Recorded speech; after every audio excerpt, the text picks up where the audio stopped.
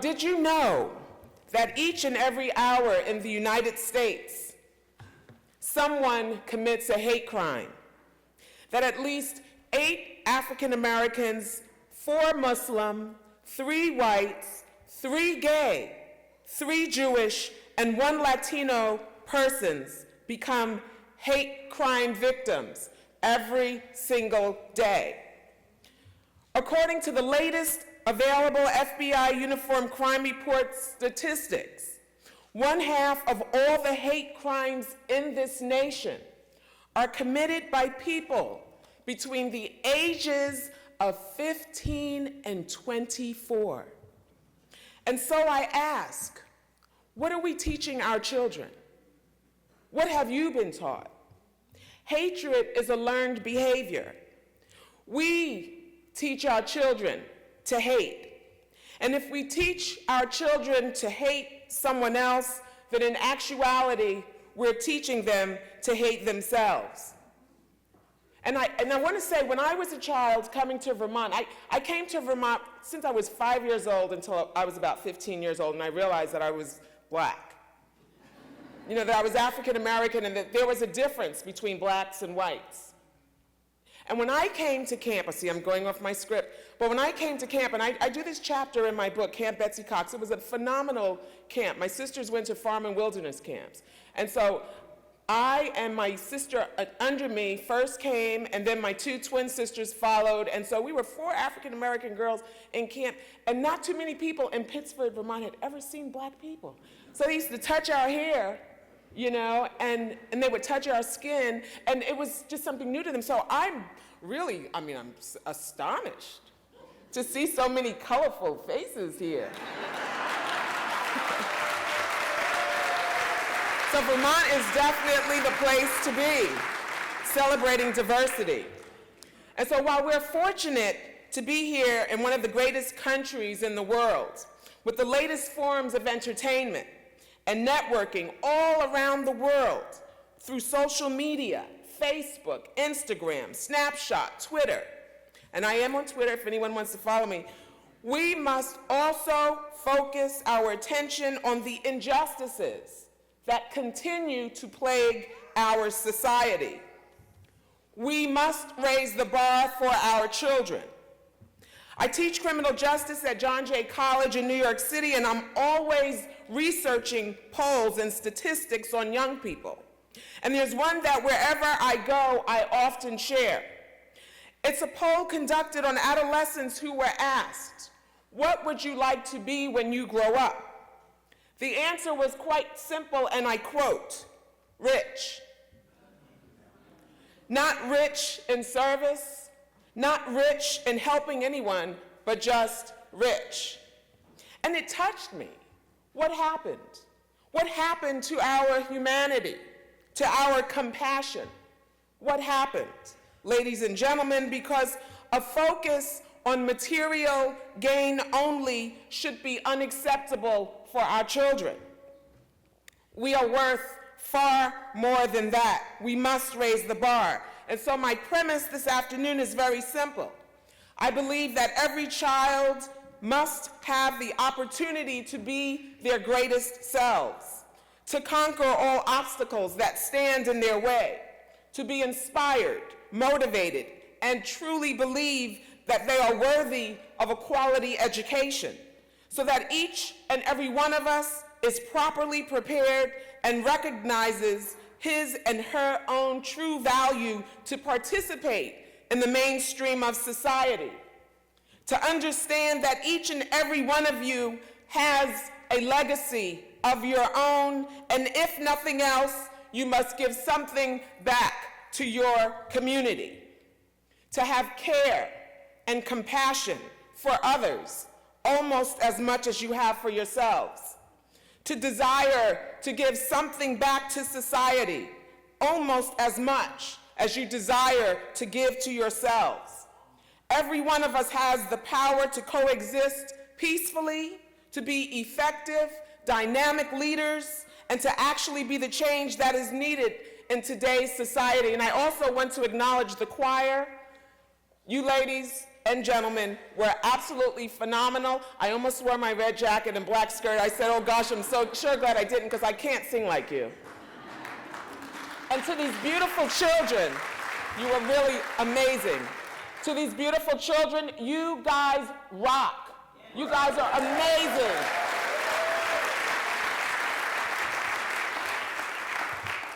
Nelson Mandela said, when a man has done what he considers to be his duty for his people and his country, he can then rest in peace. So you must serve your people and your country, each and every one. And so we need each and every one of you in today's theme, educating our children, keeping Dr. Martin Luther King and Malcolm X's vision alive. Are you with me? Okay. So my uncle, Reverend Stanley Sandlin, you know, if you could just say a little prayer for him, I'd be grateful. Each of our lives has meaning and purpose. I'd like to ask the organizers to please stand. And I want to thank you for your hard work, dedication, focus, and all that it takes to organize these things to empower us. Are you the only organizer? God bless you.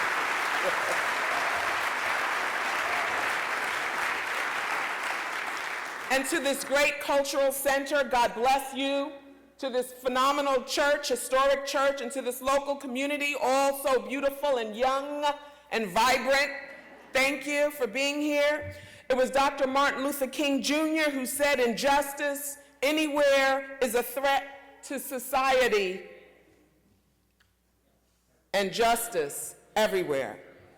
And as we've gathered here in honor of Dr. Martin Luther King Jr., let us understand the truths, the struggles, the journey of Dr. King and all of those young people who precede us, and be inspired by their legacy and life works.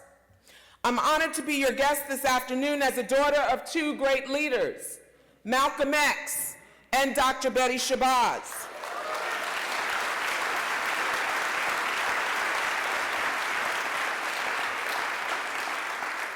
I couldn't be more proud of my parents and to have them as my role models for how I live my life, that I could go around the world and share the lessons of Malcolm X and Dr. El-Shabazz and many of their contemporaries.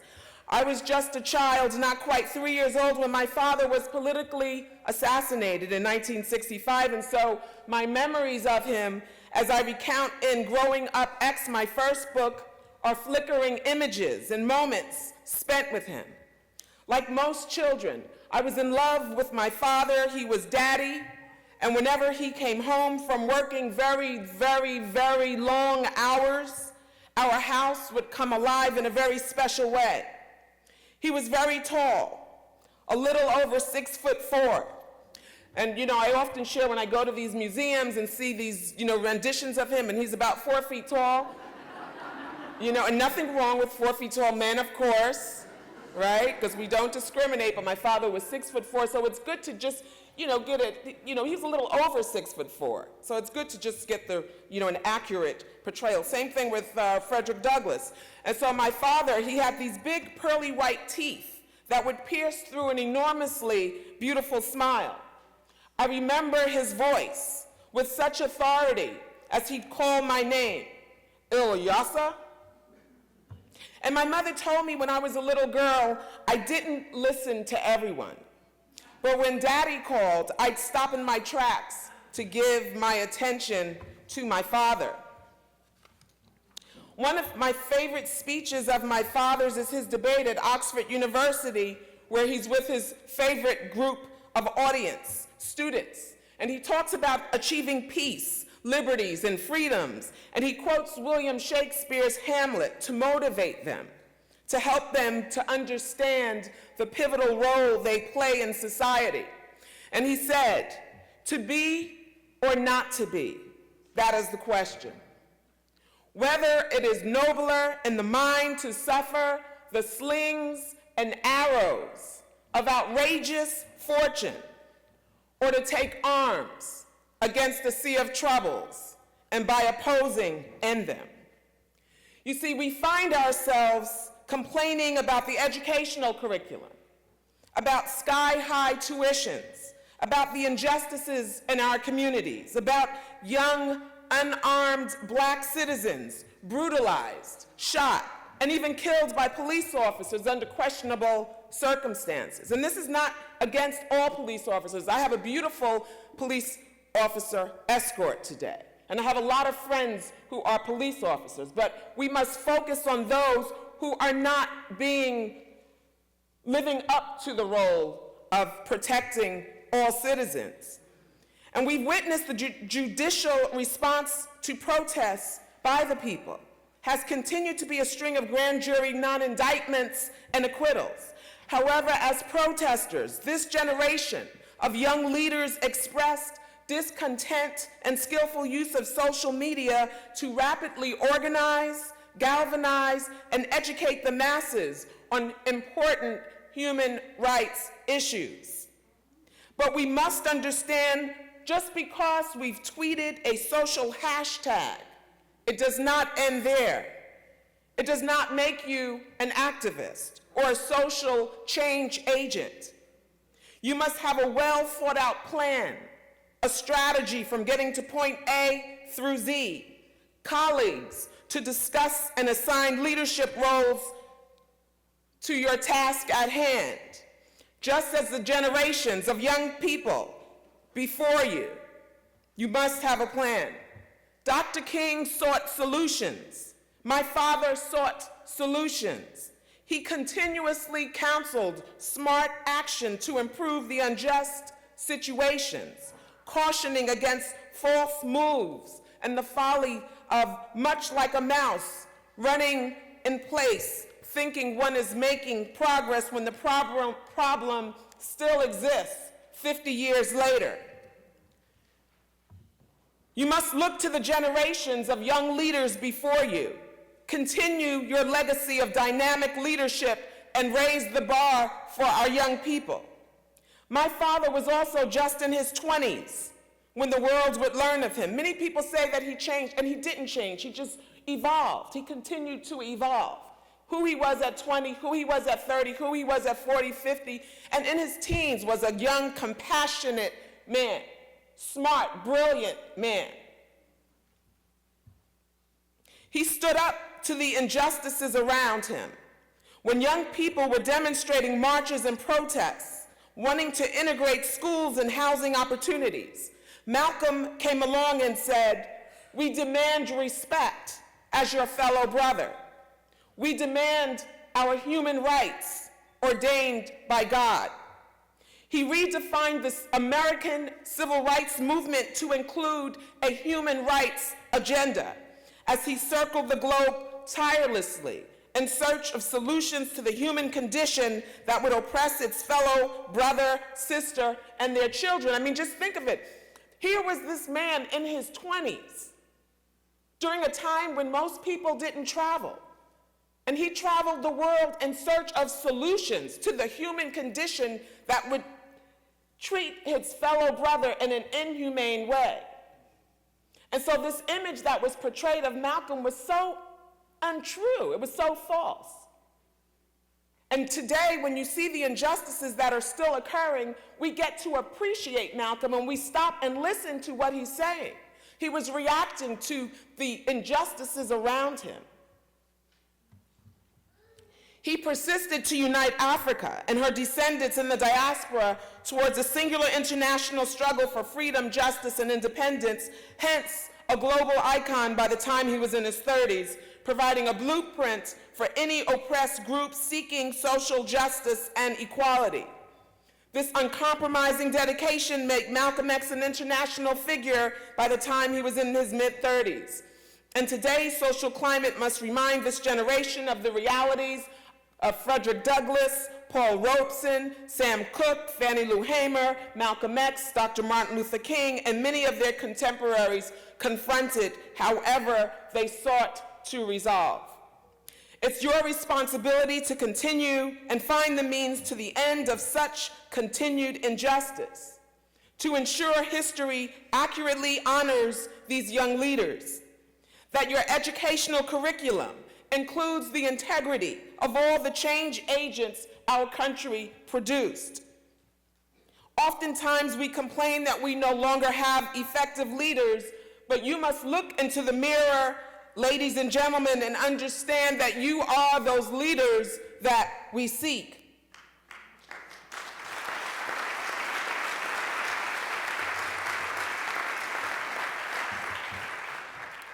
Gosh, I don't even know where I should, it's time for me to leave. And, you know, I want to talk about Dr. King, but I feel like, okay, let's see. People often ask me what it's like to be a daughter of Malcolm X and Dr. El-Shabazz. I was raised understanding the importance of education and history, the importance of humanity, the importance of leadership, the importance of recognizing my own individual power, that I am my brother and sister's keeper. As a child, I recall watching my mother working in the cause of human rights. I remember her participating in the International Women's Conference that was held in China shortly before she passed away. Growing up, X afforded me an opportunity to reflect on her life as a source of inspiration and empowerment that I wanted very much to share with others. With 6 daughters, boys knocking on our door, and weekly episodes, and I know to many of you parents who have daughters, you know what that's like. Weekly episodes of Soul Train and Brady Bunch, growing up, X was not what most people expected from the family of Malcolm X because they had been so misinformed. My mother was just a young woman in her 20s when she witnessed the political assassination of her husband. 1 week prior, on Valentine's Day, a Molotov cocktail, which is a bomb, was thrown into the nursery of her home, where my sisters and I slept as babies. When my father was killed, my mother was left traumatized, frightened, and alone. She was a very young woman with 4 babies and pregnant with my youngest sisters, the twins. And I've often asked myself now as an adult, with 6 babies, widowed, and the wife of Malcolm X, the wife of the man who challenged a government that was historically unjust to its own people, how was this young woman, El-Shabazz, able to overcome such a loss and so many obstacles and still raise 6 daughters, still dedicate her life to giving back to others, still earn a master's degree, get into her car once a week to drive from our home in Mount Vernon, New York, to the University of Massachusetts at Amherst and earn a PhD? How? She never accepted no or I can't as an answer for herself. Sister Betty survived because of her faith in God and because she knew the importance of self-respect, self-esteem, and a quality education. She knew that if she didn't do it, she certainly wasn't going to sit around and wait for someone else to do for her what she could do herself. History and education reinforced her leadership capabilities. And so she raised 6 girls with the knowledge of history as a means to develop a healthy identity, self-respect, and with an understanding of an obligation to others. Forget about what they say to pull yourself up by your own bootstraps. It doesn't work. We need one another.